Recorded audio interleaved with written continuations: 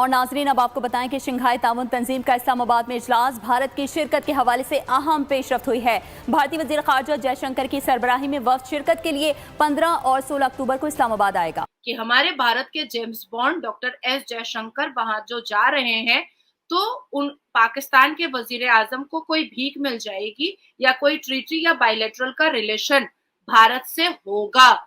बिल्कुल नहीं होगा। पूरी जिम्मेदारी के साथ मैं बोल रही हूँ, हम तो लड़ने जा ही नहीं रहे।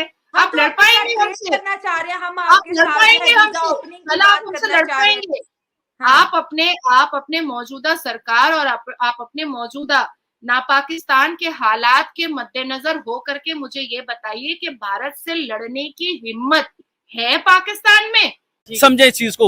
अगर आज हमने ये गलती कर दी, डॉक्टर जैसे वाजपेयी के साथ हमने ये किया था, वाजपेयी साहब जब पाकिस्तान आए तो हमने गद्दारी के नारे लगाए, हमने जंग के नारे लगाए, हमने बुराई के नारे लगाए, सड़कें ब्लॉक कर दी कि हिंदुस्तान के वज़ीर-ए-आज़म पाकिस्तान आ क्यों रहे हैं। ये ना हो कि एयरपोर्ट पे नारे शुरू हो जाए, जी हिंदुस्तान का जो यार है गद्दार है, मोदी का जो यार है गद्दार है, हिंदुस्तान से हमने दुश्मनी करनी है। तो इस दफा फिर क्या नारे होने चाहिए? देखे, इस बार नारे होने चाहिए। मैं खुद खड़ा हूंगा भाईजान, मैं खुद नारा लगाऊंगा कि दुश्मनी बिल्कुल नहीं चाहिए, हमें हिंदुस्तान के साथ दोस्ती चाहिए। अगर दोस्ती करेंगे तो हमारी इकॉनमी बेहतर होगी, हमारा मुल्क बेहतर होगा। डॉक्टर जयशंकर कोई छोटा नाम नहीं है, वो वाजपेयी नहीं है, आप ज़हन बना लीजिएगा अपना। जय हिंद दोस्तों फाइनली एससीओ समिट में हमारे विदेश मंत्री एस जयशंकर जी पाकिस्तान जा रहे हैं। उसके बाद पूरे पाकिस्तान में खुशी का माहौल है, तो आइए देखते हैं पाकिस्तानियों का रिएक्शन।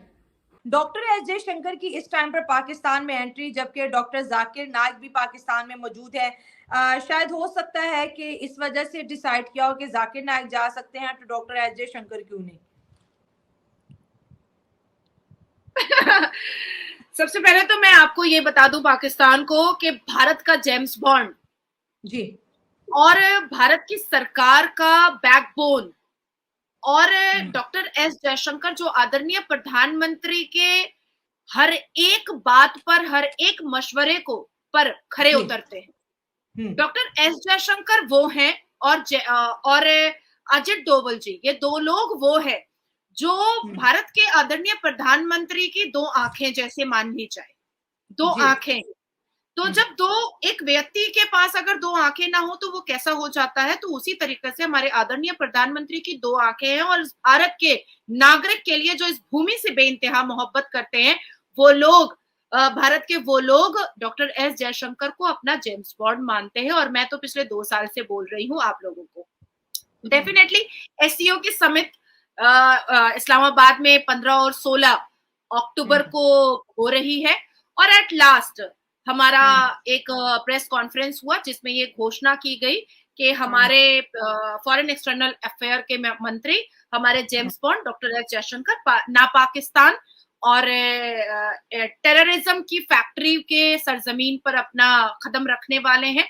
आपने जाकिर नाइक की बात कही है, तो अभी पिछले 4 दिनों से आप लोग हेट स्पीच सुन रहे हैं, बहुत सारा शरिया सुन रहे हैं, बहुत सारा इस्लामिक बातें सुन रहे हैं कि कैसे 4 बीवियां रखनी चाहिए, कैसे बांग्लादेशी हिंदुओं को मारना चाहिए, कैसे यतीम बेटियों को महरम और नामहरम करके जलील करना चाहिए।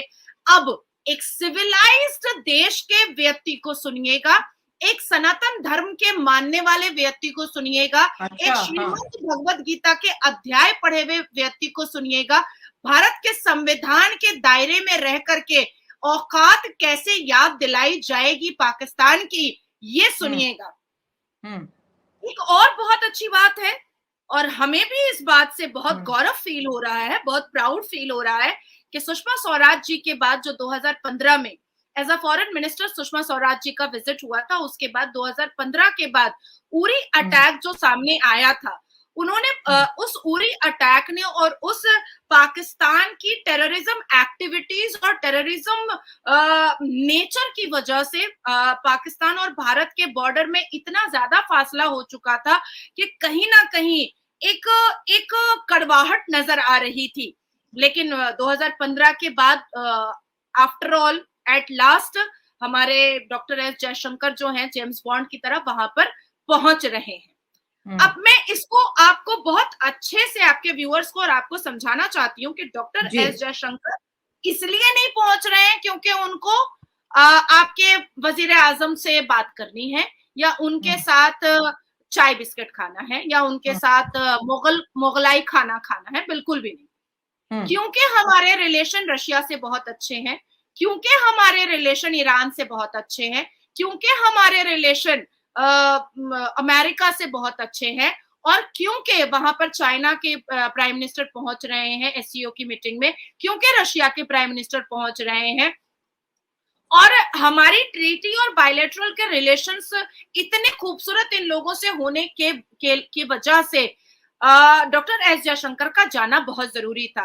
अब क्योंकि मेरा भारत बहुत सिविलाइज्ड देश है, क्योंकि मेरे भारत में गरीब बेटियों को, यतीम बेटियों को महरम और गैर महरम बोल करके बेइज्जत नहीं किया जाता है, बल्कि अभी नवरात्रि आ चुकी है, और 90 दिन हम लोग 9 बेटियों के पैर धोते हैं और उसके बाद उनकी पूजा करते हैं, और उनको हम सजाते हैं, बिल्कुल देवी माँ की तरह सजाते हैं। तो हमारे डॉक्टर एस जयशंकर उन प्रथाओं के और उस धर्म के मानने वाले हैं। तो वहां जा करके जिस हिसाब से वो अपनी बात रखेंगे, वो सुनने के लिए पूरी दुनिया बेचैन हो रही है। सबसे पॉजिटिव गेस्चर है, क्योंकि पहले काफ़ी टाइम से भारत ने ही कहते डिले अपना दिया हुआ था, क्योंकि पहले पॉलिसी हमारी ऐसी हो गई थी जिसकी वजह से काफ़ी डिले था फ्रेंडशिप में।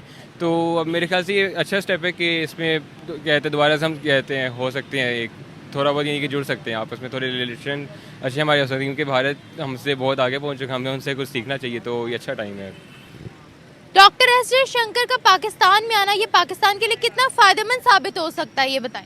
पाकिस्तान के लिए इस तरह के फ़ायदेमंद हो सकते हैं कि इनके जो फॉरेन रिलेशंस आपस में वो ज़्यादा इंप्रूव हो सकते हैं। पाकिस्तान और इंडिया के जो बॉर्डर्स पे रेस्ट्रिक्शंस वगैरह लगी हैं वो थोड़ी रिलैक्स हो सकती हैं, थोड़ा शायद क्या पता शायद आगे वीज़ा एक्सेस भी हमें मिल जाए और वो भी इंडियन भी हमारे पास आ सकते हैं, हम भी उधर जा सकते हैं। लेकिन सर जैसे कि पाकिस्तान के अंदर आ रहे हैं भारत के एस जयशंकर, वो यहाँ पर आएंगे क्योंकि हमारी एक आदत है हर फोरम पर जाकर कश्मीर का नाम एक दफ़ा ज़रूर लेना। अगर यहाँ पर एससीओ मीटिंग के अंदर कश्मीर का नाम लिया गया तो वो आगे से जवाब भी बड़े करारे देते हैं। तो पाकिस्तान आकर अगर उन्होंने ऐसा जवाब दिया तो ये बहुत बड़ी इंसल्ट वाली बात है हमारे लिए। क्या कहेंगे, क्या ऐसा सीन हमें देखने को मिल सकता है या टू द पॉइंट बात होगी? वेरी करता है, पर्सन टू पर्सन हो सकता है कि टू द पॉइंट हमें बात मिले, जो हम चाहते शायद हमें वो वाली बात मिले, और ये भी हो सकता है कि हम शायद ना क्योंकि छेड़ें, क्योंकि थोड़ा वो मामला भी ऐसा है। तो अगर हम कहते हैं मामला और गर्म करना चाहते हैं फिर हम कश्मीर की शायद बात कर लेंगे, अगर थोड़ा सा ठंडा करके फिर आगे बात करेंगे तो फिर ज़्यादा सही रहेगा। आपको लगता है कि हम एससीओ मीटिंग के अंदर कश्मीर को टच करेंगे, टॉपिक छेड़ेंगे या नहीं? मेरे ख्याल से थोड़ा बहुत उसको टच करेंगे, यानी कि वीडियो अच्छा लगता है तो लाइक शेयर करें, चैनल पे नए हैं तो सब्सक्राइब कर लें, बेल आइकन भी प्रेस कर लें। जय हिंद।